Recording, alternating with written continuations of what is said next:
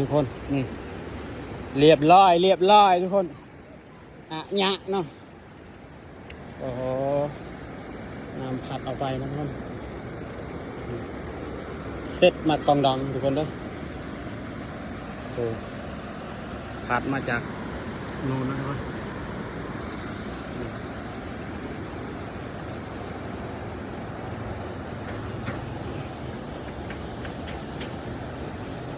ไปเสร็จโรงเรียนจีน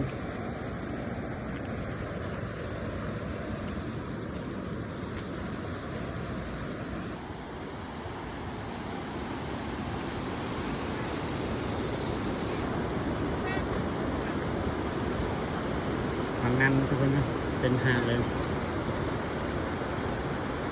สวยงามมากเลย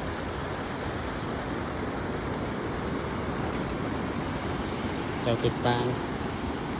เราสุดตึกบ่ได้เลยขึ้น